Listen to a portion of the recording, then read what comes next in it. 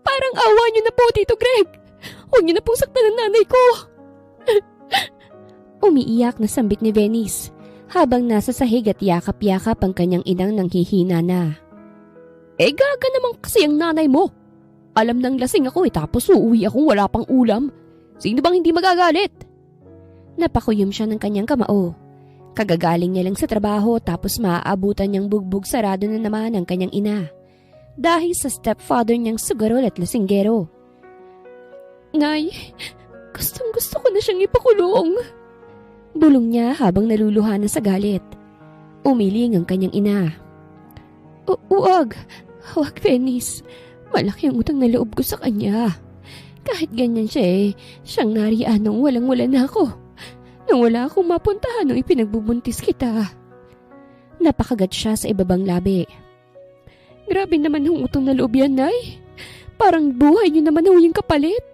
At isa pa, hindi naman siya naging ama sa akin. Tugon niya. Oh, ano yung pinagbubulungan yung dalawa dyan, ha? Malakas na sigaw ni Tito Greg. Wala po. Ang sabi ko may dala na po akong lutong ulam. Naroon po dun sa kusina, Kumain na ho kayo. Mabilis na tugon ni Venice sa tinulungan niyang makatayo ang kanyang ina. Ayan! Ganyan ang gusto ko. Kakain na lang ako kapag uwi ko. Natatawang sambit ng kanyang Tito Greg. At tumayo na ito at nagtungo sa kusina. Nang makatayo sila, pinaupo niya sa upuan ng kanyang ina at kinuhanan ng tubig. Nang matapos itong uminom, ay umupo siya sa tabi nito. Bukas na dadalhin ko kayo sa center para magamot yung mga sugat niyo at maresetahan ng gamot. Sambit niya. Anak, umalis ka na lang. Hayaan mo na ako rito. Ayokong madamay ka sa tuwing lasing ang Tito Greg mo. Dalaga ka na. Kaya mo nang mabuhay nang wala ako. Naluluhang sambit ng kanyang ina. Magsasalita na sana siya nang biglang tumalsik ang pintuan nilang kahoy at nagsipasukan ng mga nakaitim at armadong mga lalaki. Nasaan si Gregorio? Malamig na tanong ng isang lalaking malaki ang pangangatawan. Napaatras silang mag-ina dahil sa gulat. Sino po kayo? Kinakabahang tanong ni Venice. Ano ba yan? Bakit ang ingay? Hindi na naituloy ng kanyang father ang sasabihin nang makita ang mga kalalakihan. Kaagad tong lumuhod na parang tuta at sobrang amo. Kayo po pala yan, Boston. Ano hong sa atin at napapunta kayo rito? Natatarantang tanong nito. Naglabas ng mahabang baril ang lalaki kaya't napaatras sila Venice. At itinutok ng lalaki ang baril kay Greg. Huwag kang patay mali siya, Greg. Alam kong alam mo kung bakit kami naririto. Hindi ba't ngayong araw mo kami dapat bayaran ng kalahating milyon mong utang? Nanlaki ang mga mata ni Venice. Kalahating milyon? Saan kukuha ng ganong pera ang isang sagurol na halos hindi na makapag-uwi ng tama? Susubukan ko pa sanang makiusap, Boston. Nanginginig na sambit ni Greg habang dahan-dahang lumalapit ang mga tuhod nito sa sahig na para bang malalaglag ng kaluluwa. Ano? Makikiusap? Malamig at mabagal ang tono ni Boston. Tila ba pinaglalaruan lang ang takot na lalaki. Greg, 4 na buwan ka nang hindi nagbabayad. At ngayong due date mo na naman, wala ka pa ring pambayad? Nag-angat si Greg ng tingin. Pawis na pawis. Magbibigay po ako, basta't bigyan niyo lang po ulit ako ng... Hindi ka nabibigyan pa ng isa pang pagkakataon, naiintindihan mo? Putol ng isa pang lalaking kasama ni Boston. Pag ayaw mong ibigay ang pera ngayon, may kapalit. Dahan-dahang lumingon si Boston sa direksyon ni Venice. Nabuhayan ng dugo ang mukha ni Greg dahil alam niya na kung anong tinutukoy nito. Mabilis na humarang ang ina ni Venice. Huwag! Huwag si Venice! Huwag ang anak ko! Sigaw ng ina niya na pilit kumakawala. Nanlamig ang buong katawan ni Venice. Ramdam niyang nangihinang paghablot ng kanyang ina sa kanyang kamay. Anak! Tumakbo ka na! Mahina ngunit desperadong bulong nito. Pero nanigas siya sa kanyang kinatatayuan. Hindi niya kayang iwan ang kanyang ina. Lumakad si Boston papalapit sa kanya habang sinisiyasat siya mula ulo hanggang paa na para bang kinikilati siya. So, ikaw si Venice. Sabi nito sa malamig na tinig. Dalaga, maganda, malinis tingnan. Naaayon talaga sa description mo, Greg. Tito Greg, anong ibig niyang sabihin? Hindi sumagot si Greg. Nakayuko lang ito at nanginginig na para bang alam na niyang kapalit. Para bang matagal na niyang pinag-isipan ang desisyong ito. Kung pwede lang sana ibang kabayaran na lang. Iyak habol ng ina ni Venice. Huwag naman ang anak ko. Bakit? Wala namang kayong maibibigay, hindi ba? Madilim na tugon ni Boston. Sa bahay aliwan ko, malaking halaga ng kagaya niyang sariwa. Kukunin ko siya bilang kabayaran. Hindi! Kahit na anong... Isang malakas na sampal ang tunog ng palad ni Tito Greg. Nang hampasin nito ang mukha ng nanay niya para patahimikin. Huwag ka nang umepal, Mirna. Mas malaking kikitain ni Venice doon. Maiaahon niya na tayo sa hirap. Sigaw ni Tito Greg. Parang sinaksak si Venice sa dibdib. Totoo ba yun? Tumingin siya sa kanyang kinikilalang ama. Sa unang pagkakataon, hindi galit ang nakita niya sa mukha nito. Kung hindi hiya. Hiya na may halong takot. Anak ko! Hikbi ng kanyang ina. Tumakbo ka na! Ngunit bago pa siya makakilos, ay lumapit ang isang lalaki kay Venice at marahas na hinawakan ang braso niya. Hindi! Bitawan niyo ko! Pilit niyang pagpupumiglas, pero mas lalong humigpit ang pagkakahawak sa kanya. Boss, sasama ba to ng maayos? O gusto niyong buhatin na lang namin? Tanong ng lalaki. Ngumiti si Boston. Kung ako sa'yo, Venice, sasama na ako. Mas lalong masasaktan ng nanay mo kapag nagmatigas ka pa. Nag-angat ng tingin si Venice. Nanginginig, natataranta, at halos mawala ng ulirat sa takot. At sa sulok ng bahay nila, nakita niyang ina niya. Nakayuko, hawak ang dibdib, umiiyak na halos walang magawa. At ang stepfather niyang si Greg, nakatayo, nakayuko, at hindi man lang siya matingnan. Parang pinagsakluban ng langit at lupa si Venice. At sa huling sandali bago siya hilahin palabas, napasigaw siya. Nay, hintayin niyo ako. Kukunin ko kayo. Hindi na nakapalag si Venice nang marahas siyang hilahin palabas ng kanilang bahay.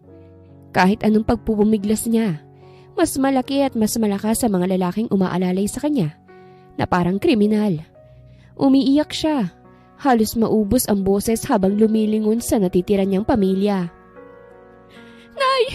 Nay! Sigaw niya. Nanginginig ang katawan.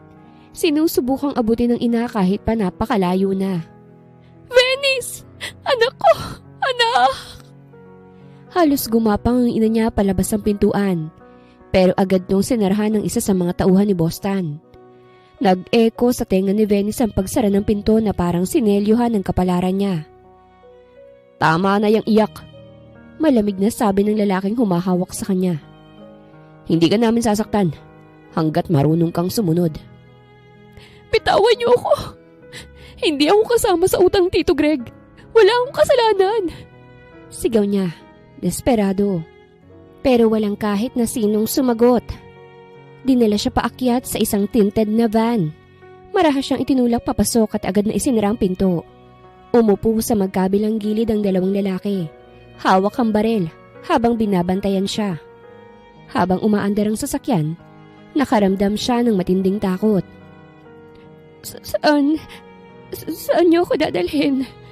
Garalgal niyang tanong bagaman alam niya ng sagot. Nagkatinginan ng dalawang lalaki bago ngumisi ang isa. Sa paraisong pinapangarap ng maraming lalaki. Sagot nito. Sa bahay aliwan ni Boston. Para siyang nabingi. Bahay aliwan? Ibig sabihin, ibebenta siya. Gagawin siyang pag-aari. Isang laruan para sa mga lalaking handang magbayad. Hindi ko yan magagawa. Huwag niyo kong dalhin doon. Halos pabulong pero puno ng takot ang boses niya. Ayaw mo man o hindi, wala kang magagawa. Ikaw na ngayon ang kabayaran sa utang ng tatay-tatayan mo. Nanginig ang tuhod niya habang nakatingin sa labas ng bintana. Hindi ako pwedeng maging katulad ng mga babaeng nandun. Hindi na niya napigilan ang mga luhang dumaloy sa pisngi. Nanginginig ang mga kamay niya habang yakap-yakap ang sarili. Parang pinipilit pigilan ang takot na bumabalot sa kanya. Pagdating nila sa compound, natulala siya. Isang malaking gusali, maliwanag ang neon lights, may mamahaling sasakyang naglalabasan, at mga lalaking nakasuot ng mamahaling damit. May malaking sign sa taas, Shine Pearl Lounge. At sa ilalim nito, ang mga salitang tila nagmarka sa kaluluwa niya. Where fantasies are paid for. Binuksan ang pinto ng van at hinila siyang pababa. Ayos na, miss. Dito ka magsisimulang magbayad para sa utang ng pamilyang minamahal mo. Ani ng lalaking kasama nila. Naglakad sila papasok sa loob. Ang sahig ay marmol. Ang ilaw ay dim na may kulay pula't ginto. Amoy mamahaling pabangot alak. At sa dulo ng hallway, may babaeng nakagawn na pulang-pula. Nakangiti. Hindi ngiting mabait, kung hindi ngiting sanay na sa mga kagaya niyang bagong dating. Siya ba yung pinambayad ni Greg? Tanong ng babae, at sinulya pa ng mapanuring tingin ng buong katawan ni Venice. Tumango ang isa sa mga lalaking nagdala sa kanya. Oo, sariwat berhen pa raw yan eh. Quality chicks. Napakapit si Venice sa braso ng lalaking humahawak sa kanya. Kahit alam niyang hindi siya pakikinggan, ay nagsalita pa rin siya. Huwag, pakiusap. Huwag niyo kong ibenta. Pakikiusap niya. Ngumiti ang babae. Sweetheart, anya ng papalapit. Marahang hinawakan ang baba ni Venice at iniangat to. Sa lugar na ito, walang nakatatanggi kay Boss Tan. Lumunok si Venice at nanginginig ang labi niya. Naisip na niyang wala na siyang pagpipilian pa. Kung lalaban siya, baka patayin siya pati na ang nanay niya. Nang makapasok sila sa isang silid sa likod ng lounge, agad na isinara ni Madam Berna ang pinto. Malamlam ang ilaw, malamig ang hangin, at amoy mamahaling pabango ang buong kwarto. Sa sulok, nakahanay ang iba't ibang uri ng maninipis na kasuotan. Puro telang halos wala nang natatakpan. Tumayo ka sa gitna. Malamig na utos ni Madam Berna. Hindi gumalaw si Venice. Sa halip ay nanginginig siya habang yakap-yakap ang sarili na parang iyon na lang ang proteksyon niya. Venice! Singhal ni Berna. Huwag mo kong pahirapan ha. Lahat ng babae rito dumaraan sa proseso. Huwag kang magkunwaring espesyal.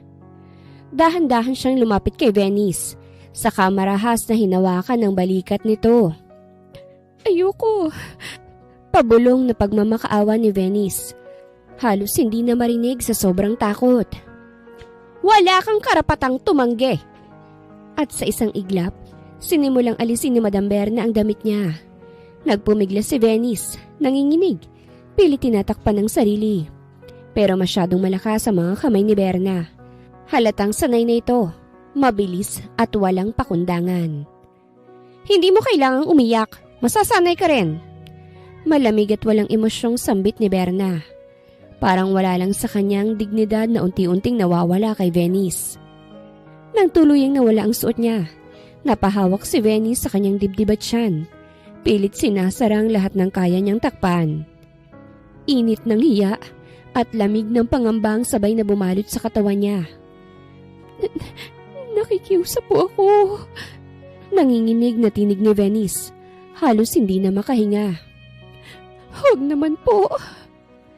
Ngunit ibinato lamang ni Berna sa kama ang napakanipis na nighties. Isuot mo yan! Ngayon na! Bilisan mo! Walang nagawa si Venice. Habang isinusuot niya ang nighties, tumutulo ang luha sa pisngi niya. Ang tela ay sobrang nipis. Halos parang wala. At pakiramdam niya ilantad siya sa buong mundo. Nang makita ni Bernang nakabihis siya, naglakad tong palapit. Hinawakan ang baba ni Venice, pinaharap sa salamin at ngumiti. Maganda, bagay na bagay sa'yo. Hindi ito papuri, kundi parang pagtingin ng seller sa bagong produkto. Bagay na bagay ka sa VIP room. Doon pumupunta yung mga big time na bisita.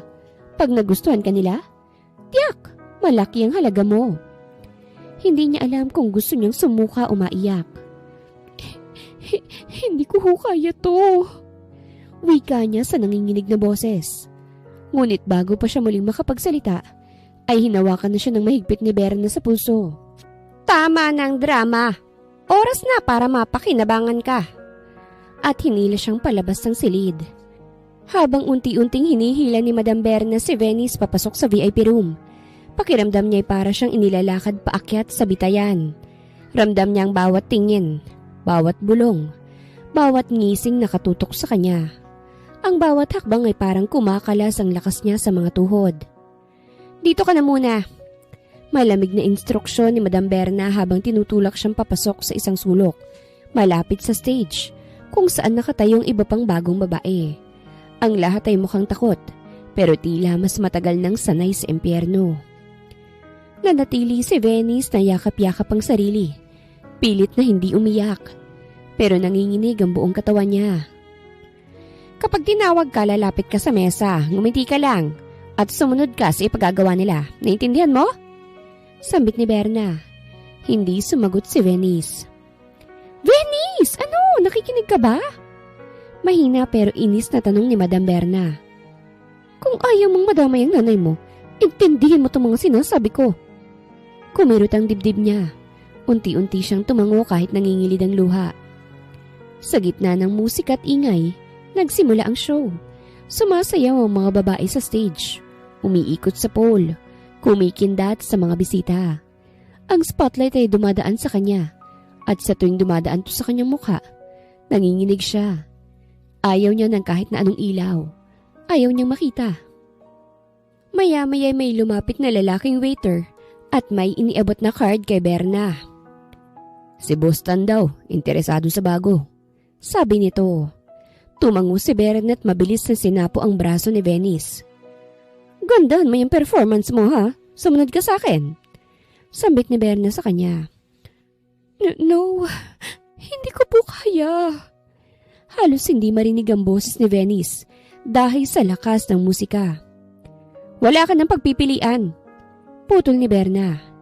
Hinila ni Madam Berna si Venice papunta sa gitna ng VIP room. Diretso sa mesa kung saan nakaupo si Boston. Tumataas ang kaba niya sa bawat hakbang at pakiramdam niya para siyang ibinebenta sa palengke. Mula sa sulok ng mata niya, nakita niyang iba't ibang sofa sa paligid. Doon nakaupo ang mga lalaking may kanya-kanyang babae sa kandungan. May humahalik sa leeg ng babae nila. May humahawak sa bewang. May bumubulong na tila nagmamando. At ang mga babae, iba-ibang edad, iba-ibang itsura, pero iisang ekspresyon. Pagod, walang magawa, at nawalan na ng pag-asa.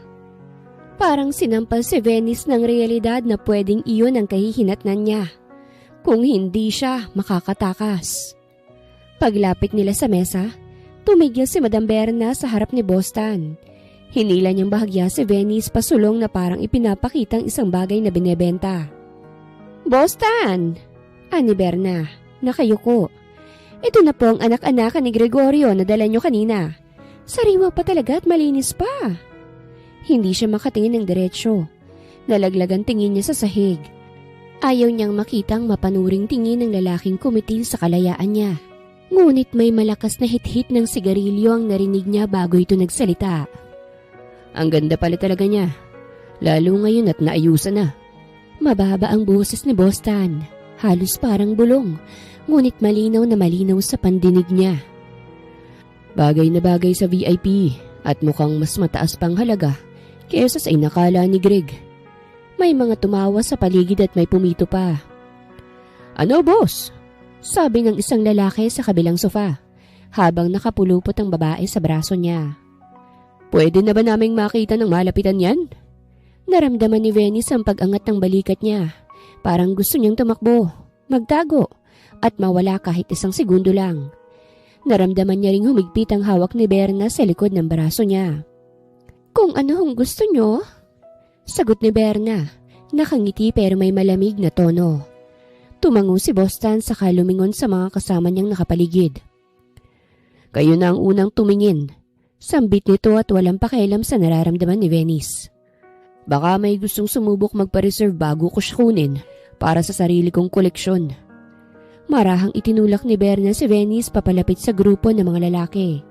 Pinipilit niyang panatilihing nakasarang nightie sa dibdib niya kahit sobrang nipis nito. Tumingala ka, bulong ni Berna. Mahinang boses ngunit may tono ng pagbabanta. Hindi siya gumalaw. Tumingala ka, ulit nito ng mas madiin. Dahan-dahan niyang iniangat ang mukha niya. At doon, nag-umpisa ang impyerno.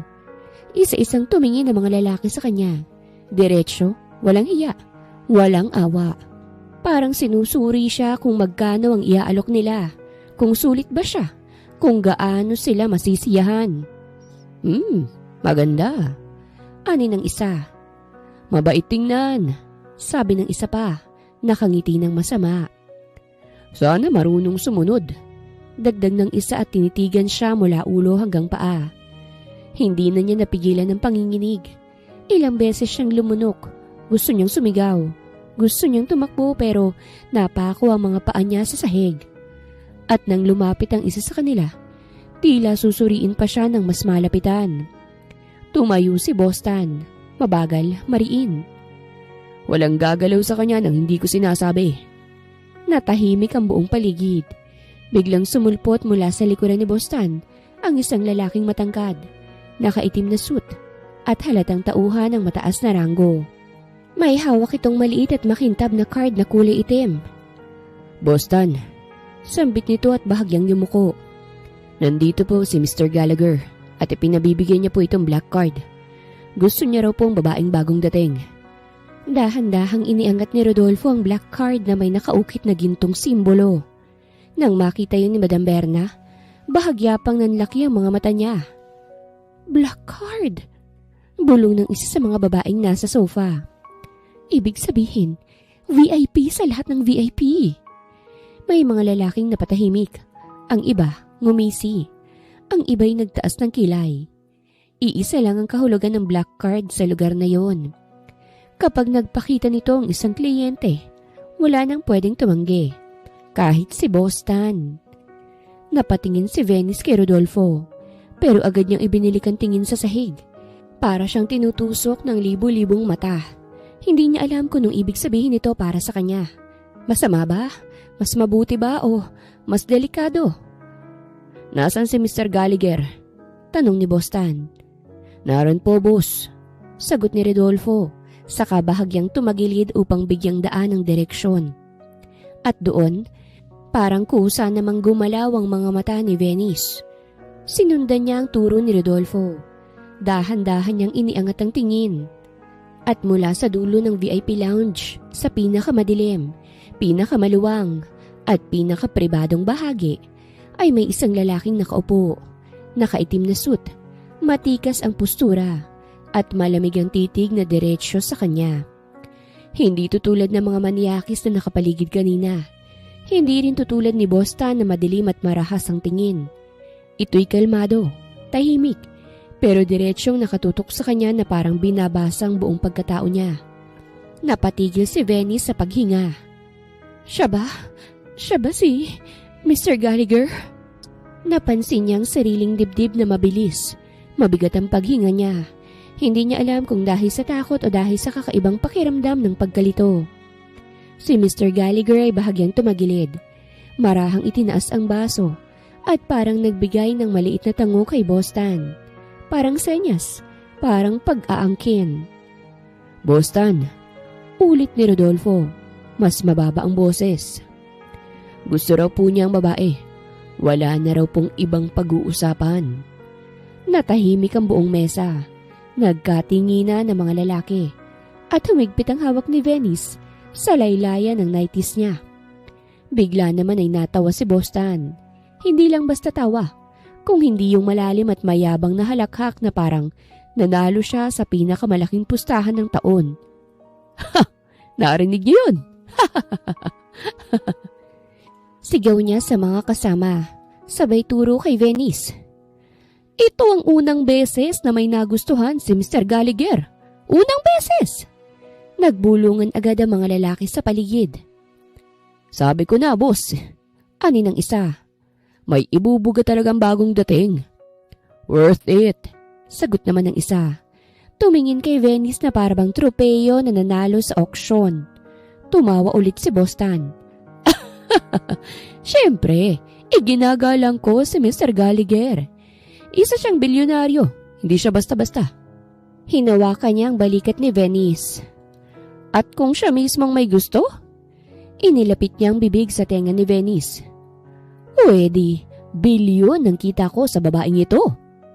Tumawa siya ng malakas, saka itinulak si Venice palapit kay Rodolfo. Rodolfo, dalhin mo na yan kay Mr. Gallagher. Huwag mo nang patagalin pa.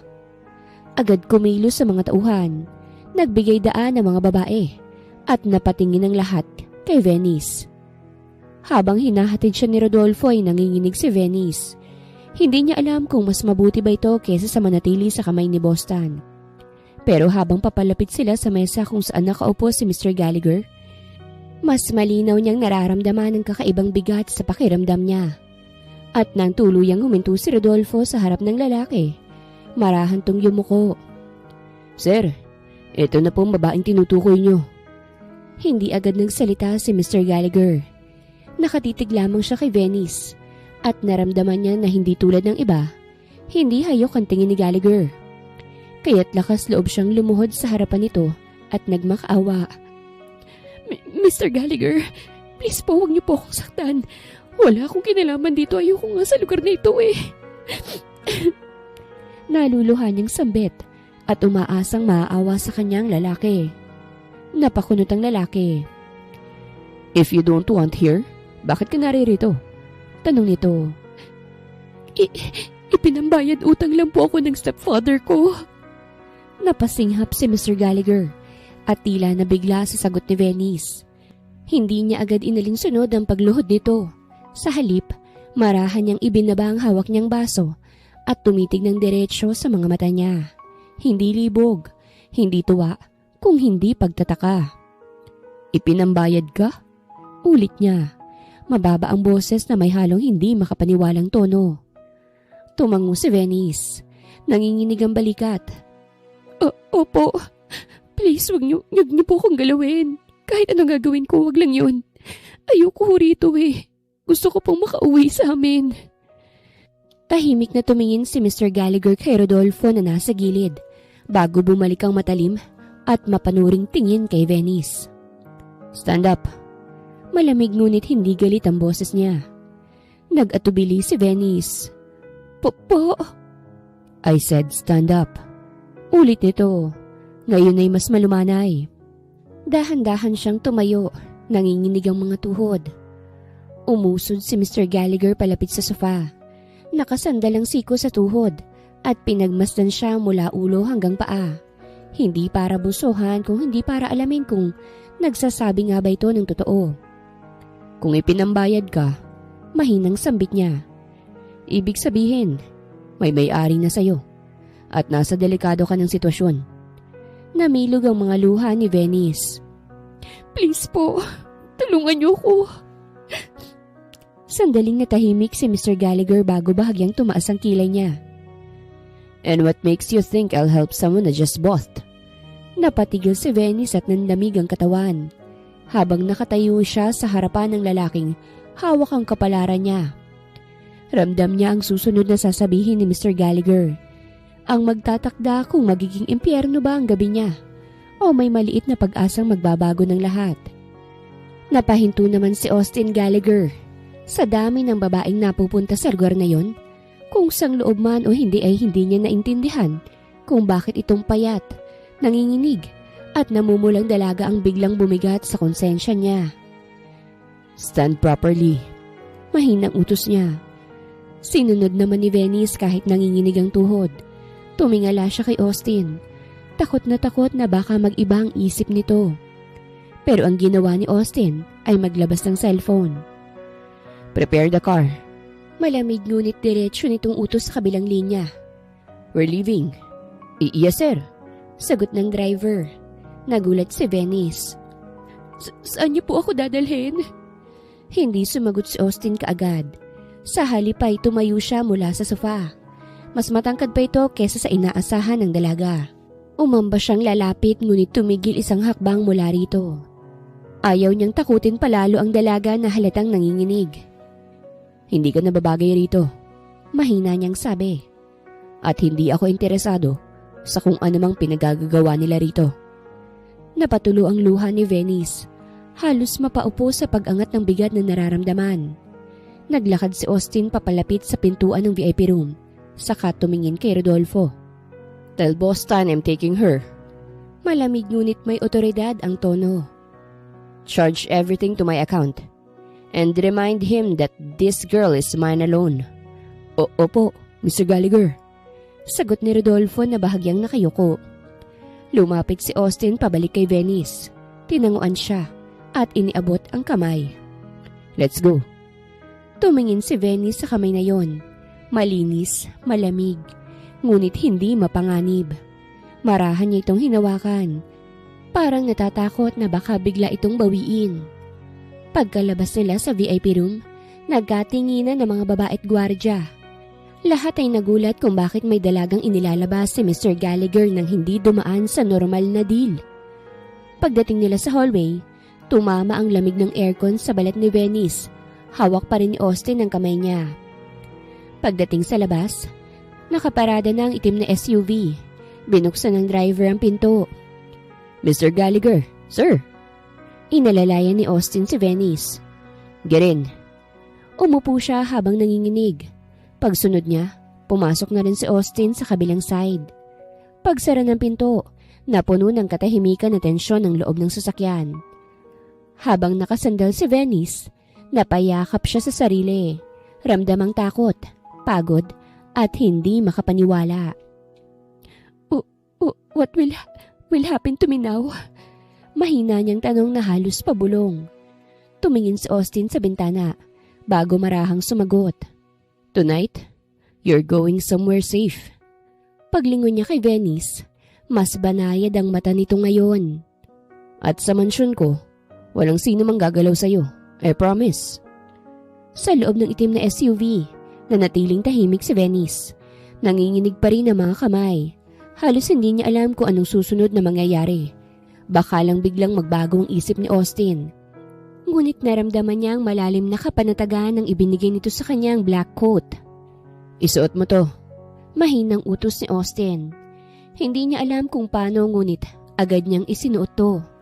Malaki, mainit, at tila bumabalot hindi lamang sa katawan niya kung hindi sa buong pagkatao niya. Sa unang pagkakataon mula nang maipit siya sa VIP room, naramdaman niya ang isang uri ng proteksyon. Better? Tanong ni Austin, mahinang ngumiti.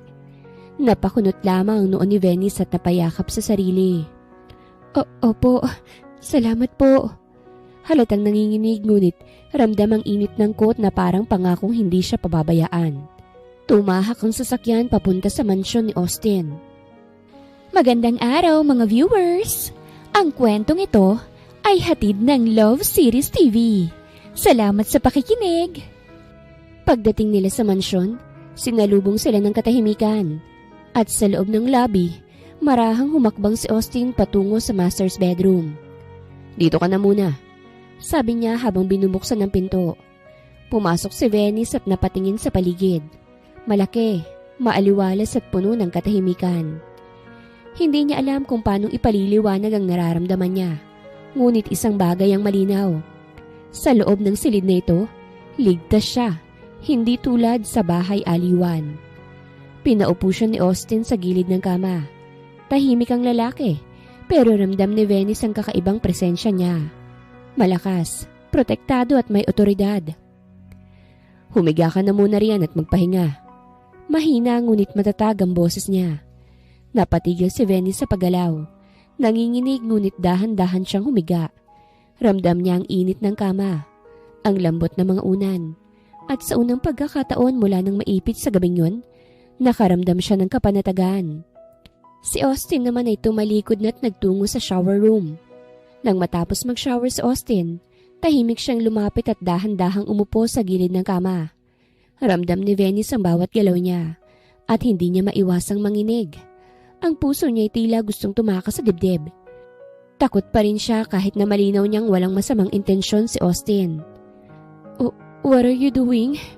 Mahina niyang tanong, halos pabulong, habang pinipilit manatiling kalmado. Hindi agad sumagot si Austin. Tumayo muna siya sa tabi. Tiningnan si Venice mula ulo hanggang paa. Parang sinusuri ang bawat galaw at reaksyon niya. Wala akong gagawin sa'yo, mahinang sabi niya. Gusto ko lang siguraduhin na okay ka lang. Nanlaki ang mga mata ni Venice at bahagyang huminga ng malalim. Pinipilit kontrolin ang takot na unti-unti niyang nararamdaman. Ramdam niya ang init ng presensya ni Austin. Hindi nakakatakot, hindi mapanganib, ngunit sapat upang malaman niya na may otoridad at kontrol sa paligid. Okay na ako. Napabulong siya. Halos hindi marinig ang sariling boses. Ngunit kahit ganun, hindi niya maiwasang magpigil ng panginginig. Dahan-dahan, umupo si Austin malapit sa kanya. Nanatili silang tahimik sa ilang sandali. Ramdam ni Venice ang palpitations ng puso niya, pero may konting kapanatagan na hindi niya naranasan mula nang mapasok siya sa VIP room. Gusto mo ba ng tubig? Tanong ni Austin. Opo. Sagot niya, bahagyang nanginginig. Hindi niya alam kung paanong ipaliliwanag ang halo-halong takot at ginhawang nararamdaman niya. Nang ibigay niya ang baso, dahan-dahang tinanggap ni Venice. Nang makainom siya'y narinig niya ang pagbuntong hininga ni Austin. The reason I brought you here is because I need you to sleep with me. Bigla ay sambit ni Austin. Natigilan si Venice. Parang biglang huminto ang paghinga niya nang marinig ang sinabi ni Austin. Anong ibig niya pong sabihin? Halos utal niyang tanong. Hawak pa rin ang baso ng tubig habang nanginginig ang mga daliri. Umayos ng upo si Austin habang nakasandal sa headboard. Seryoso ang anyo at sa unang beses, may bakas ng pagod sa mga mata nito. Hindi ng pagod sa katawan, kung hindi ng pagod sa buhay. I need you beside me. Ulit niya, mababa ang tono. Pero hindi sa paraang iniisip mo. Hindi kita gagalawin. Hindi kita sasaktan. Napakagat labi si Venice. Kinakabahan pa rin pero unti-unti na rin humihina ang takot. Naguguluhan po ko. Ano po bang ibig niyong sabihin? Mahina niyang tanong. Huminga ng malalim si Austin bago sumagot. Venice, tomorrow the world expects to meet my wife. Tumigil siya sandali saka itinuloy. And the mother of my son. Napakunot ang noo ni Venice at hindi makapaniwala. Wife? Anak? Pero wala naman po kong alam sa pagiging isang ina. You don't need to know everything. Putol ni Austin, pero hindi marahas ang tono. You just need to stay beside me. At least for now. Napayuko si Venice. Hindi niya alam kung dapat ba siyang matakot, malito, o umasa na kahit papaano, ligtas siya rito. Bakit hindi na lang po yung tunay na asawa ninyo? Tanong niya nang hindi tumitingin. My girlfriend died while she's giving birth. No one knows her in my family. Malamig na wika ni Austin. And my son? Hindi niya alam na wala ng mommy niya. I don't want to break his heart. He thinks she's out of the country for years. Napatingin si Venice sa kanya. At sa unang pagkakataon, nakita niya ang malalim na sakit sa likod ng malamlam nitong mga mata. At bakit ako? Ulit niyang tanong. Tumingin si Austin ng diretsyo sa kanya. Because you're the first person I saw today na walang gusto sa pera ko. Yung hindi lumapit para magbigay ligaya. Yung nagmamakaawa, not to be touched. If you stay with me tomorrow, dagdag niya, I can protect you from Tan, from everyone who wants to use you. Biglang bumilis ang tibok ng puso ni Venice. Pero, papaano kung hindi ko kaya? Mahina niyang tanong. Umusod si Austin ng bahagya, hindi malapit, pero sapat para maramdaman niya ang presensya nito. I'll teach you everything you need to know, and you'll be safe. Tinitigan niya ito. If you say yes. Lumunok si Venice. Para bang may pumipisil sa puso niya. Hindi takot, kung hindi pag-asang hindi niya inaasahan.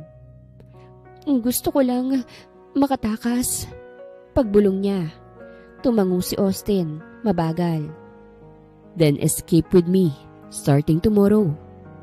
At sa katahimikan ng gabi, doon niya na lamang nagbago ng kapalaran niya mula sa babaeng ipinambayad utang hanggang sa babaeng pinili ni Austin Gallagher upang maging asawa niya. Kinabukasan, nagising siya nang biglang may dumagan sa kanya. Napasinghap siya sa gulat nang makitang isang batang lalaki sa ibabaw niya. "Mommy! Yay! Mommy, you're here!" Masiglang sambit ng bata na sa kanyang tansya ay nasa 5 taong gulang. Nanlaki ang mga mata ni Venice. Hindi pa siya nakakabawi nang mapatingin siya sa tabi niya at doon niya nakita si Austin. Gising na rin. Nakangiti habang pinagmamasdan ng bata. I told you, Alec, Mommy will go home. Sabi ni Austin sabay marahang paghaplos sa buhok ng bata. Parang biglang nagdugtong-dugtong ang lahat sa isip ni Venice. Ngayon niya lubos na naiintindihan. Walang kinikilalang ina ang bata at siya si Venice ang magiging kapalit. Nanigas si Venice sa kinahihigaan niya habang yakap-yakap siya ng bata. Ramdam niya ang init at bigat ng munting katawan nito. Alec, mahinang sambit ni Venice. Hindi alam kung papaanong kikilos. Dahan-dahan niyang inilapag ang kamay sa likod ng bata. Parang natatakot na baka magkamali siya ng galaw. Mas lalong ngumiti ang bata. "Mommy, umuwi ka na talaga. Sabi ni Daddy, babalik ka. He's right!" Masiglang sambit ng batang si Alec. Napatingin siya kay Austin at alam niyang bakas ang pagkalito sa mga mata niya. Tumikhim si Austin at umayos ng upo. Sorry if this is so sudden. Mahinahon niyang sabi. Pero mas mabuti na rin masanay na kayo sa isa't isa. Dahan-dahang bumangon si Venice. Maingat na inalalayan si Alec para hindi mahulog. "Good morning, baby. I missed you so much." Mahina niyang sabi sa bata. Pilit na ngumiti. "Good morning, Mommy." Masiglang tugon ni Alec, saka muling yumakap sa kanya. Miss na rin po kita." Napapikit si Venice sandali. Hindi niya inaasahan ng ganitong pakiramdam.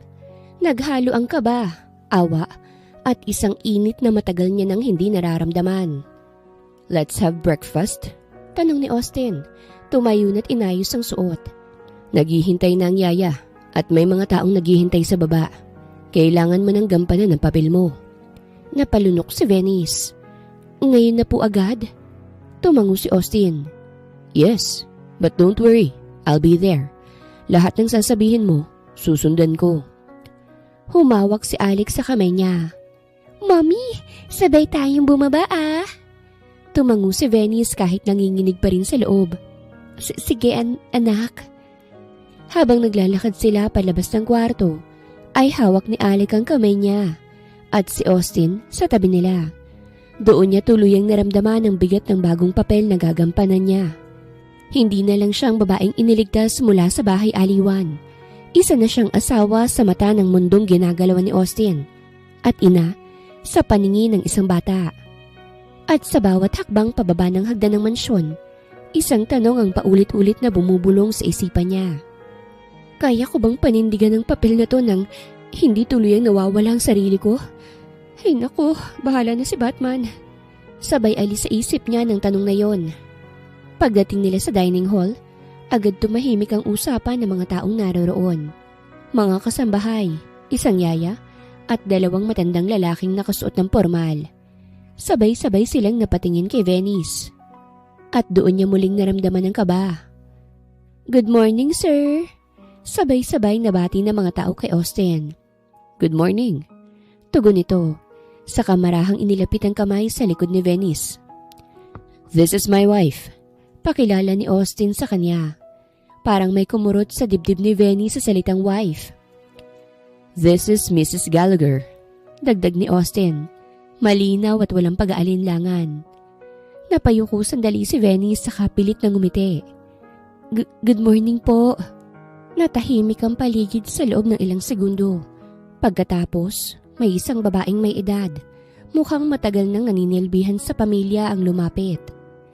"Welcome home, ma'am." Magalang nitong sambit. "Ako po si Nani Rosa. Ako ho ang nag-aalaga kay Alec." Napatingin si Venny sa bata. Nakahawak pa rin to sa kamay niya. At nang mapansin ng tingin niya, ngumiti ito ng mas maliwanag. "Mami, gutom na ako," sabi ni Alec. Parang normal lang ang lahat. Nanikip ang dibdib ni Venice. Hindi niya alam kung papaanong maging ina. Pero alam niya kung paano alagaan ng isang batang nangangailangan ng lambing. "Sige, kakain na tayo." Mahina niyang tugon. Umupo sila sa mahabang mesa. Sa gitna si Alec, sa kanan ay si Venice, sa kaliwa si Austin. Habang kumakain, ramdam ni Venice sa mga matang palihim na sumusulyap sa kanya na sinusukat. Kinikilatis, hinahanapan ng mali. Ngunit sa bawat sandaling kinakabahan siya, ay may isang bagay na nagpapatatag sa kanya. Ang maliit na kamay ni Alec na paminsan-minsang humahawak sa kanya. "Mami," bulong ng bata. "Dito ka na lang po palagi ah." Napatigil siya. Saglit siyang tumingin kay Austin na bahagyang tumango na parang sinasabing, "Ikaw ang sasagot." "Oo, anak." Mahina ngunit matapat na sagot ni Venice. "Dito na ako palagi sa tabi mo at hindi na ako aalis." Napangiti si Alec ng sobrang lawak. "Yehey! Hindi na ako iiwan ni Mommy. She'll take care of me." At sa sandaling yun, may kakaibang init na dumaloy sa dibdib ni Venice. Isang damdaming matagal niya nang nakalimutan. Ang pakiramdam na may nangangailangan sa kanya. Hindi bilang kabayaran, hindi bilang gamit kung hindi bilang tao. Pagkatapos ng almusal, tumayo si Austin. "Clear my schedule today," sabi niya sa isa sa mga lalaki. "I'll be staying at home." Nagulat ang lahat dahil alam ng mga ito na kahit ni minsan ay hindi nagpahinga si Austin mula sa trabaho sa kumpanya. Pagtingin ni Austin kay Venice ay bahagyang lumambot ang boses niya. "You'll need time to adjust." Tumango si Venice at pilit pinakakalmang sarili. Habang umaalis sa mga tao sa dining hall ay naiwan silang tatlo. "Siya nga pala, Venice. Later today ay may darating pa. Someone from my family." Nanlamig ang palad ni Venice. Ha? Pamilya niyo po? Sino? Para naman mapaghandaan ko." Huminga ng malalim si Austin bago tumingin sa kanya. "Someone who doesn't believe you're my wife." At doon bumalik ang kaba sa dibdib ni Venice.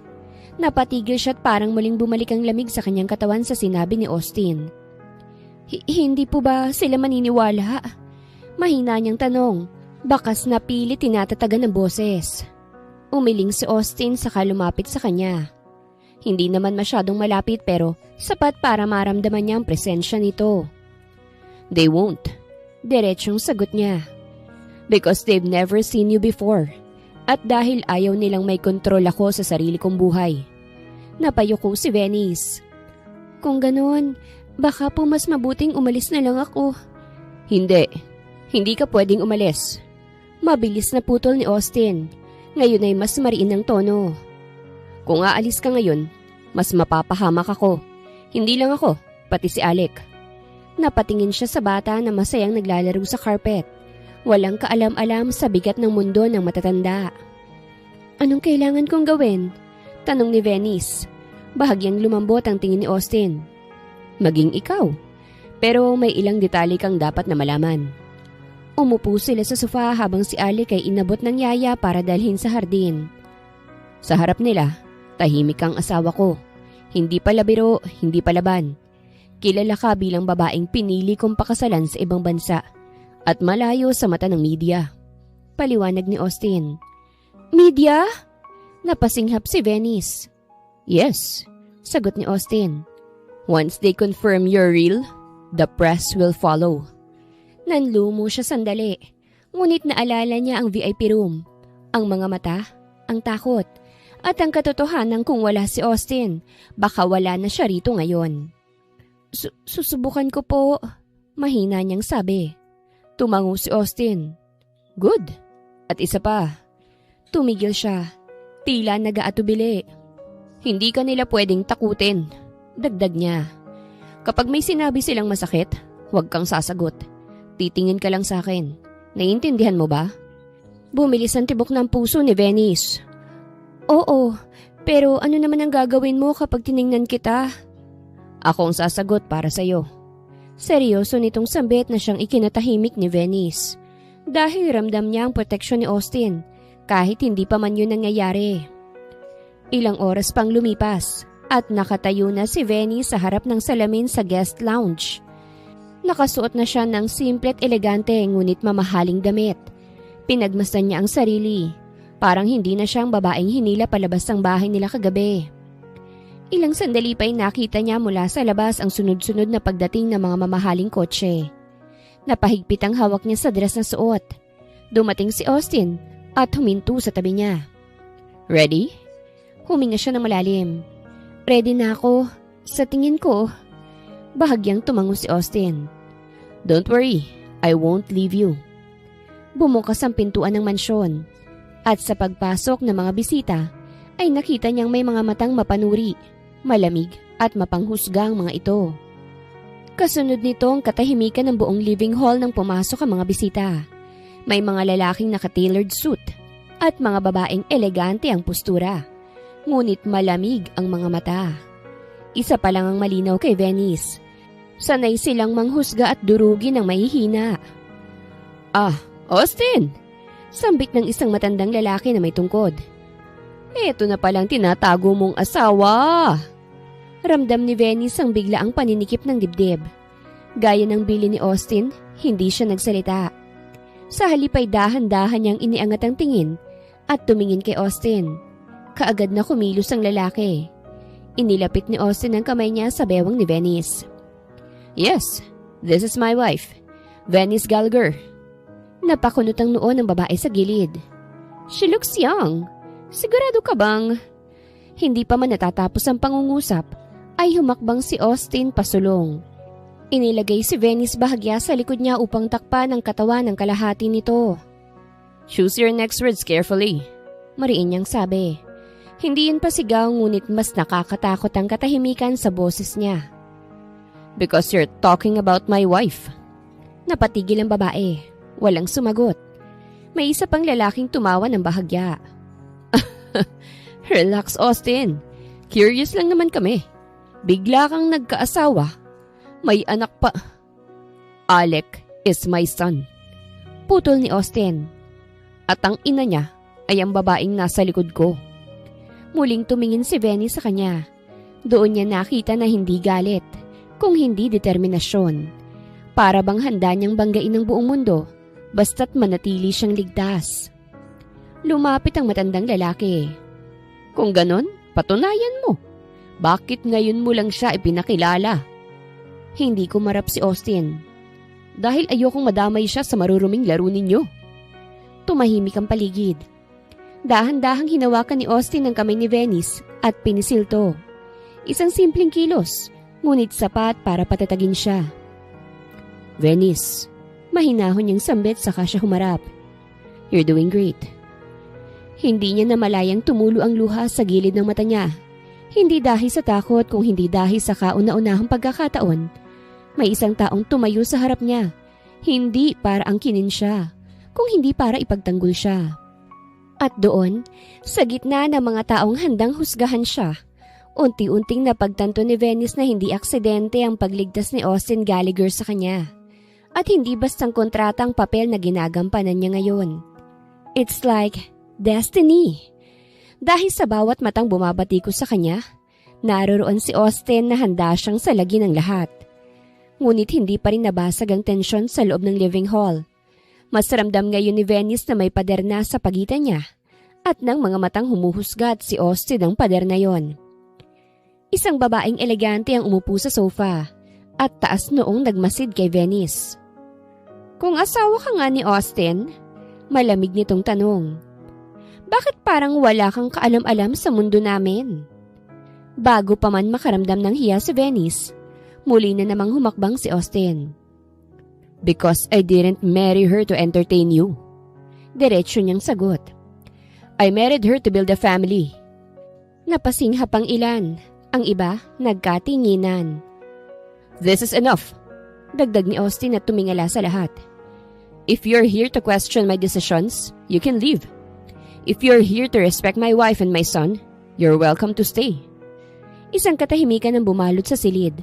Ang uri ng katahimikan na nagpapatunay kung sinong may tunay na kapangyarihan. Unti-unting tumango ang matandang lalaki. You've changed, Austin. Yes, sagot niya. For the better. Dahan-dahang umupo si Austin sa sofa at hinila si Venice para umupo sa tabi niya.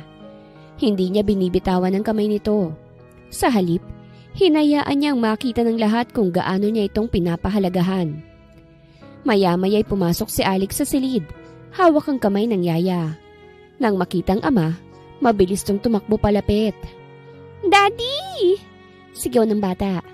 Agad na binuhat ni Austin si Alex at pinaupo sa kandungan ni Venice. Go to mommy. Nagulat si Venice ngunit kaagad niyang sinalong bata. Walang ate, walang pag-aalinlangan na parabang natural na sa kanya ang kilos na iyon. See? Sabi ni Austin sa mga bisita. This is my family. Walang nangahas na magsalita. At habang yakap niya si Alec at hawak ni Austin ang kamay niya, napangiti siya. Dahil pakiramdam niya totoo silang tunay na pamilya. Makalipas ang ilang araw matapos ang tensyonadong pagpapakilala, isang umagay nadatnan ni Venice si Austin sa terrace. May hawak na kape at tila malalim ang iniisip. We're leaving. Bigla nitong sabi. Napatingin siya rito. Ha? Saan tayo pupunta? A vacation. Dagdag ni Austin at humarap sa kanya. You need space and relaxation after everything that happened. And we need to get closer. Parang biglang bumilis ang tibok ng puso ni Venice dahil sa sinabing yun ni Austin. Iba ang tama nun sa kanya. Para bang pick-up line. Hindi na siya nagtanong pa. Sa dami ng nangyari, pakiramdam niya ay kailangan talaga nilang huminga. Malayo sa mga matang mapanuri at sa papel na pilit nilang ginagampanan. Sa tahimik at private beach resort sila nagtungo. Sa unang araw ay tahimik lang sila ni Austin. Parang nagkakailangan pa. Si Alec ang nagsilbing tulay nila para magkausap sila. Tumatakbo to sa buhangin habang hinihilang kamay nila. At pilit silang pinaglalaro. Mommy! Daddy! Let's go! Masiglang sigaw ng bata. Nagkatinginan sila Venice at Austin. Ilang saglit na katahimikan bago sila sabay nang ngumiti. Habang pinanonood ni Venice si Austin na tinuturuan si Alec magpalipad ng saranggola, unti-unti niyang nakita ang ibang bahagi ng lalaki. Hindi ang malamig na bilyonaryo, kung hindi ang amang marunong tumawa, magpakumbaba, at tila malaya. Hindi ka talaga sanay sa ganito, no? Biro niya minsang sambit. Napangiti si Austin. Hindi talaga. This is the first time na makasama ko sa bakasyon ng anak ko. Bakit naman? Tanong niya. Nagkibit balika to. Busy sa kumpanya. But now, gusto ko ng ganitong pakiramdam. Tumingin si Austin sa langit. Because it feels so real. And I like being with you na para bang isa tayong tunay na pamilya. Lihim na napangiti si Venice at nakaramdam na naman siya ng kung anong siklot sa kanyang dibdib. Isang gabi, naupo sila sa tabing dagat habang tulog na si Alex sa loob ng cottage. Salamat ah, biglang sabi ni Venice. Para saan? Sa pagliligtas sa akin ng walang kapalit at pagtulong para maipakulong ang stepfather ko at maipagamot din si mama. Salamat sa lahat, sambit ni Venice. Matagal na hindi nagsalita si Austin. Pagkatapos ay marahan siyang tumugon. Bukal sa loob ko na tulungan kita dahil tinutulungan mo rin ako ngayon. Ang mama mo naman, deserve niyang makalaya sa ganong klaseng lalaki. Hindi dapat siya nagtitiis sa lalaking puro pasakit lang ang dala. Alam mo, tama ka Austin. Si mama lang talaga yung makulit eh. Ang dahilan niya, dahil sa utang na loob niya kay Tito George. Utang na loob? I guess, bayad na kayo ron. Dahil maraming beses na siyang nakaranas ng pananakit. Kaya nga eh, maraming salamat talaga ah. Nakangiting sambit ni Venice. At sa isip niya, sana hindi rin siya masaktan kay Austin. Dahil na mga oras na yun, mas nakikilala niya ang kabutihan ni Austin. At inamin na niya sa kanyang sarili na unti-unti na siyang nahuhulog dito. Habang naglalakad silang pauwi, biglang huminto si Austin. "Venice," tawag niya. "Oh." "Hindi kita pipilitin," seryoso niyang sabi. "Kung dumating ang araw na gusto mong umalis, tutulungan pa rin kita." Ngumiti siya, isang ngiting may halong lungkot at pasasalamat. "Sa ngayon, gusto kong manatili sa tabi niyo ni Alec," pag-amin niya. "That's good to hear," nakangiting sambit ni Austin. Sa mga sumunod na araw ng bakasyon, unti-unting nabura ang ilang pader sa pagitan nila Venice at Austin. Hindi na sila palaging tahimik. May mga umagang sabay silang nagkakape habang pinanonood ang alon ng dagat. May mga hapong nagtatawanan dahil sa buhangin na pumasok sa tsinelas ni Alec. At may mga gabing simple lang na magkatabi sa sofa, nanonood habang mahimbing ang tulog ng bata. Isang hapon, nadatnan ni Venice si Austin sa kusina ng cottage at pilit nagluluto. "Wait, Austin!" Napakanot-noo siya. "Kayo pong nagluto niyan?" Tumango si Austin at bahagyang nakaramdam ng hiya. Don't expect too much," natawa si Venice. "First time ko kayong narinig na may babala ah." Napangiti si Austin. "First time ko ring may pinaglulutuan eh." Kapwa silang napangiti at nagkatitigan. Naputo lang pagkakatitig nila sa isa't isa nang biglang dumating si Alec. "I'm hungry, Mommy!" sambit nito. "Oh, come on, let's eat na. Daddy cooked for us." Masigla at proud na sambit ni Venice. Masaya silang kumain at enjoy nila ang pagkain niluto ni Austin. Habang kumakain, hindi maiwasan ni Venice na isipin si Alec. Kung dumating ang araw na malaman itong totoo, tiyak na masasaktan to. At masasaktan din siya dahil napamahal na siya sa bata. Pero hanggat hindi pa yun nangyayari, ay susulitin na niya ang pagiging ina rito. Ipararamdam niya ang pagmamahal sa bata. Isang gabi umuulan. Walang kuryente sa resort kaya't kandila lang ang ilaw. Si Alec naman, mahimbing na natutulog sa kwarto. Habang sila'y magkatapat at nakaupo sa sala, "Venice, takot ka pa rin ba sa akin?" Bigla ay tanong ni Austin. Nagulat siya ngunit umiling. "Hindi na po. Pero minsan, natatakot pa rin ako sa sitwasyon." Tumango si Austin. "Fair.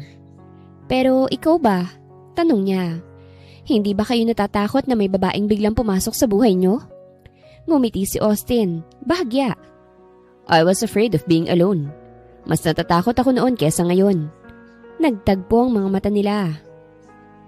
Pagbalik nila mula sa bakasyon, unti-unting bumalik sila sa realidad sa mansyon. Ang trabaho ni Austin at ang papel na muli nilang kailangang gampanan sa mata ng iba. Ngunit may nagbago na. Hindi na iyon ang parehong Venice na puno ng takot. At hindi na rin ang parehong Austin na sanay mag-isa't masungit.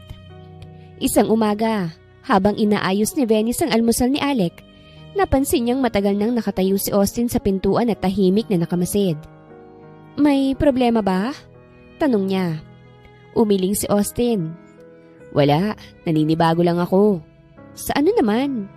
"Sa pakiramdam na may naghihintay at nag-aasikaso sa amin ni Alec tuwing umaga." Napangiti si Venice at bahagyang yumuko para itago ang pamumula ng pisngi. "Daddy!" sigaw ni Alec. "Hatid mo kami ni Mommy sa school ah." Saglit na nagkatinginan sila Venice at Austin. "Of course," sagot ni Austin. "I love doing that." Lihim na napangiti na naman si Venice dahil gusto niya rin yun na hinahatid sila ni Austin at susunduin kapag tapos na ang klase ni Alec. Tapos ay lalabas sila, pupunta sa park at maglalaro. Sa kotse, tahimik si Venice habang pinagmamasdan ng mag-ama. Hindi niya maiwasang isipin kung gaano kadaling masanay sa ganitong buhay.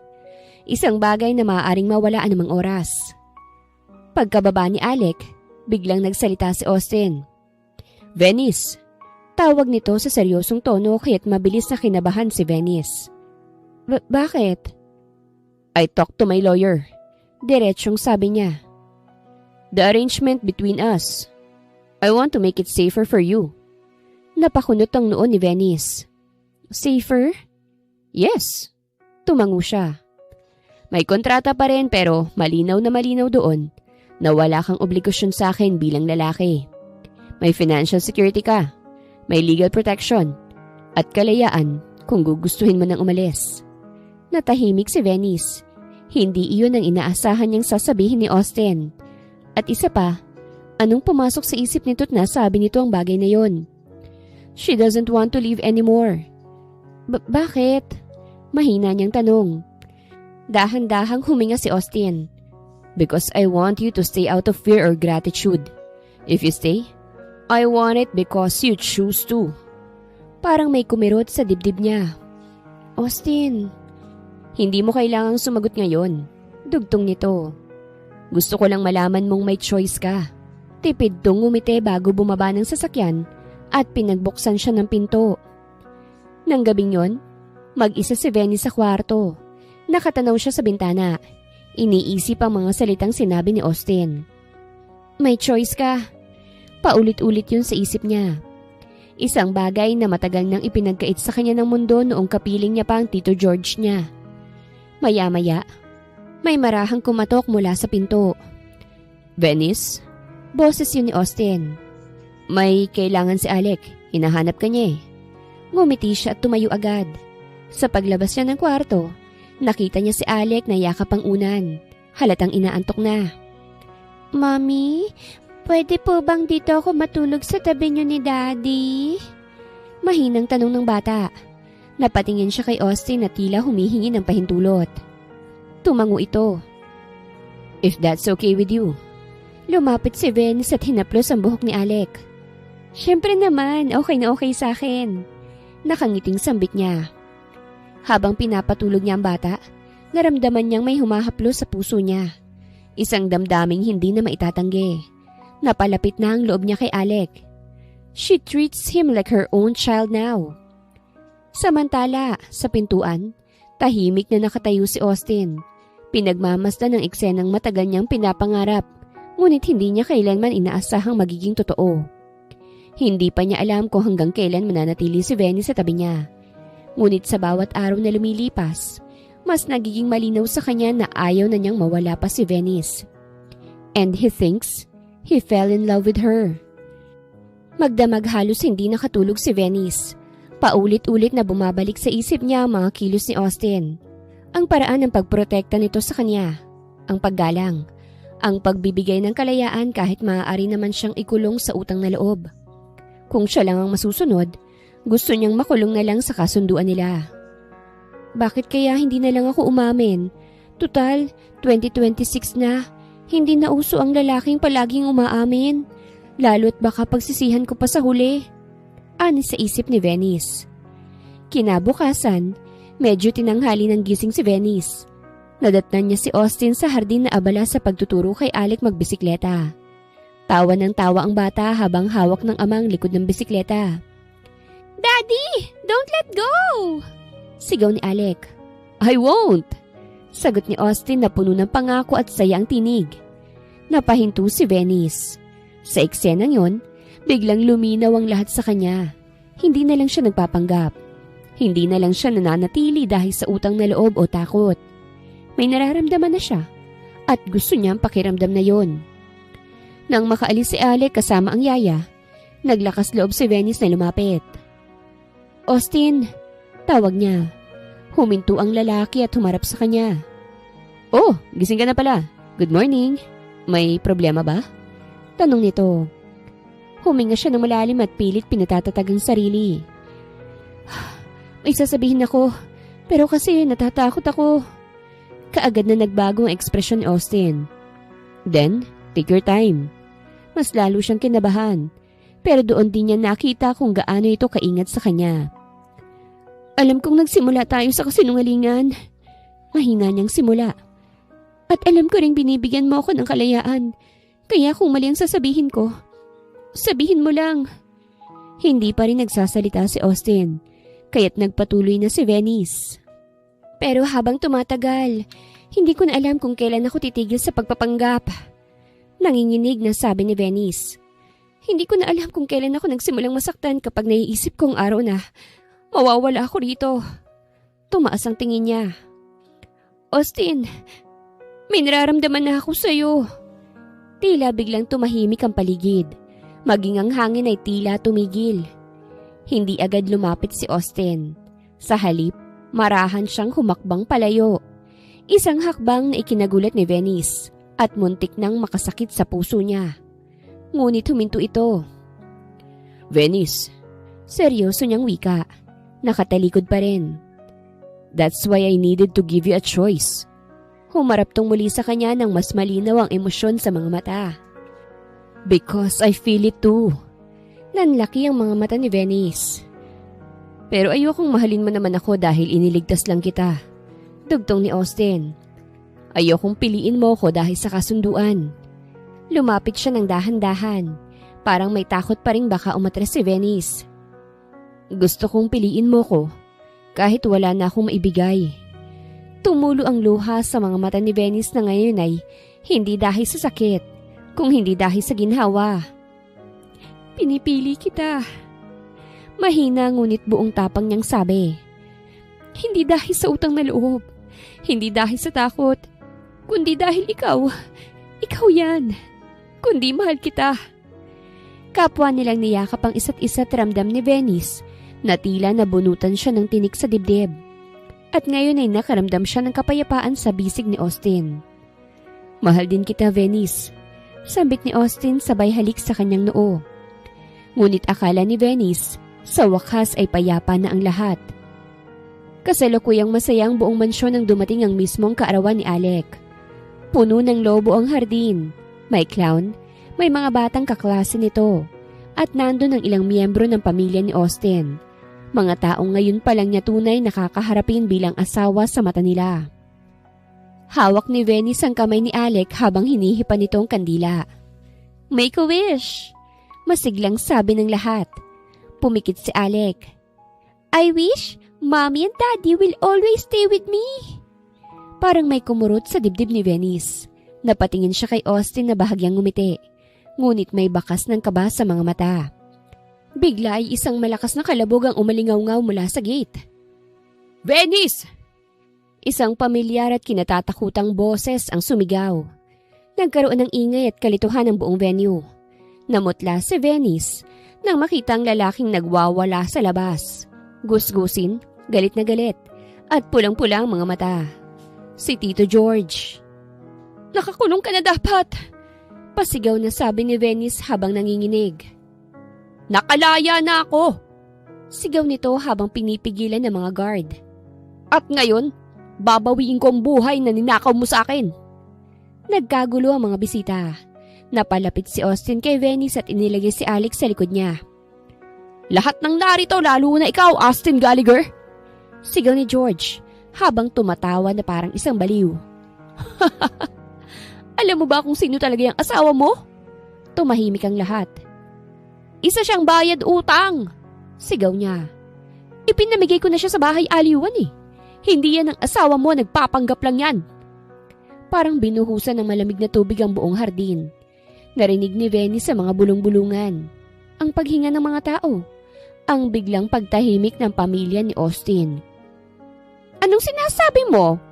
Malamig na tanong ng tiyahin ni Austin. Austin? Totoo ba ito? Napatingin ang lahat kay Austin. Bumuka ang bibig ni Venice, nanginginig. Austin, ako nang magpapaliwanag. Ngunit bago pa siya makapagsalita, humakbang si Austin pasulong. Enough! Malakas, malinaw, at walang bahid ng pag-aalinlangan na sigaw ni Austin. Lahat ng sinabi mo magagamit sa'yo. Ikaw mismong naglagay sa sarili mong hukay, George. You just admitted your sin. Wala kang karapatang magsalita rito. Hindi mo sinasagot ang tanong. Sagot ng ama ni Austin. Nagpapanggap ba siya o hindi? Huminga ng malalim si Austin. Oo. Diretsyong sagot niya. Nag-umpisa kaming nagpapanggap bilang mag-asawa at ina ng anak ko. Napasinghap ang mga tao. Pero kung akala nyo nakasinungalingan ang lahat ng naririto, ang pagiging ina niya kay Alec, ang pagmamahal niya sa anak ko, at ang pagpili namin sa isa't isa, nagkakamali kayo. Lumingon siya kay Venice at inabot ang kamay nito. Hindi siya nagpatinag sa mga nanlilisik na mata ng kanyang pamilya. Pinili ko siya, mariin niyang sabi. At pinili niya ako. Kahit binigyan ko siya ng kalayaan na umalis, kami pa rin ni Alec ang pinili niya. Lumapit ang ina ni Austin. Venice, totoo bang lahat ng yon? Nanginginig ang boses nitong tanong. Lumunok si Venice saka humakbang pasulong kahit nanginginig ang tuhod. Opo, tapat niyang sagot. Nagpanggap po ako noon kapalit ng pagliligtas sa akin ni Austin. Pero minahal ko po si Alec ng totoo. At minahal ko po ang anak ninyo nang walang halong kasinungalingan. Bigla ay narinig nila ang iyak ni Alec.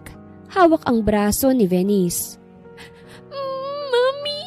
You're my mommy. Please, don't go. Don't leave me. Napayuko si Venice sa kabinuhat ang bata't niyakap ito. Hindi kita iiwan anak. Naluluha na rin niyang sambit. Nagpatuloy ang kaguluhan sa venue. May umiiyak, may nagbubulungan, at may mga matang puno ng galit at pagkadismaya. Ngunit sa gitna ng lahat ng iyon, mahigpit pa ring hawak ni Austin ang kamay ni Venice. Parang sinasabi niyang hindi ka nag-iisa. Guards! Malamig na utos ni Austin at hindi inaalis ang tingin kay Tito George. Ilabas niyo siya at ipakulong. At siguraduhin hindi na siya makakalapit pa sa pamilya ko. Hindi pa tayo tapos! Sigaw ni George habang kinakaladkad palabas. Babagsak ka rin, Venice! Hindi ka kailanman magiging parte ng mundo ng mga mayayaman. Nang tuluyan ng magsarang gate, isang mabigat na katahimikan ang naiwan. Austin, mahigpit na sambit ng ama niya.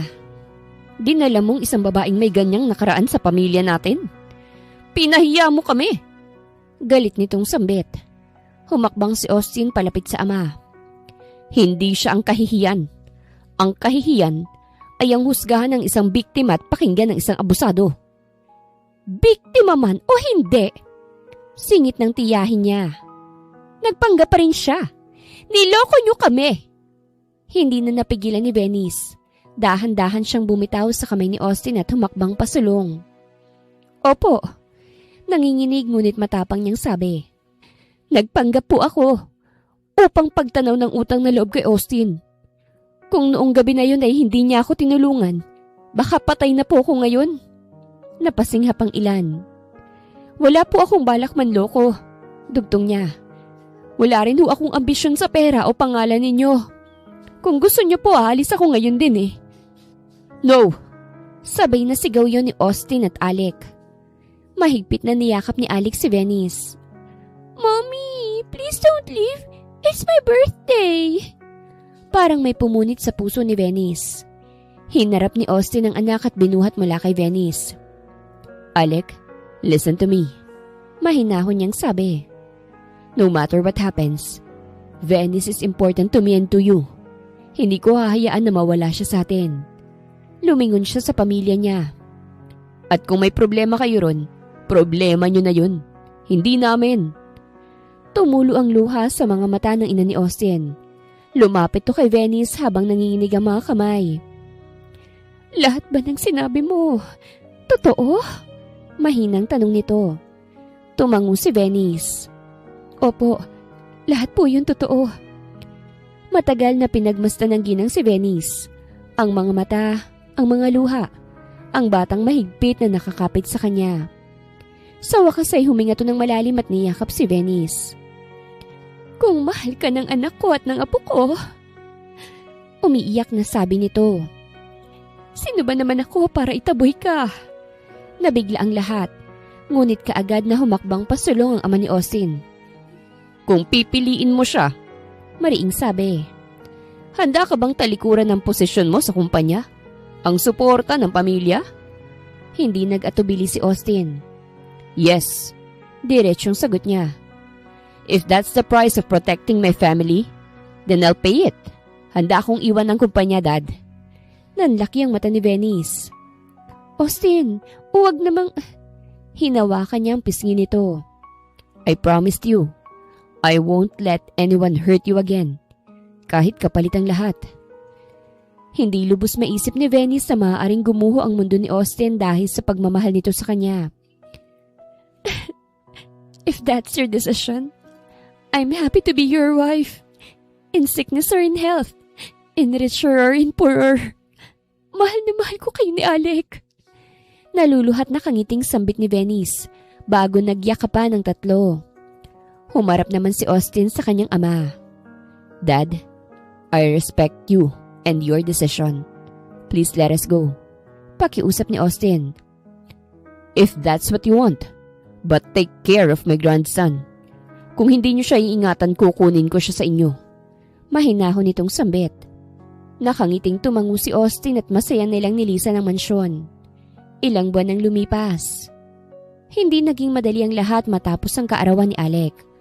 Umalis si Austin sa posisyon niya sa kumpanya ng pamilya at nagsimulang muli. Hindi bilang tagapagmana, kung hindi bilang owner ng sariling negosyo. May mga pintuang nagsara ngunit mas marami ang dahan-dahang nagbukas dahil sa respeto sa prinsipyong pinili niya.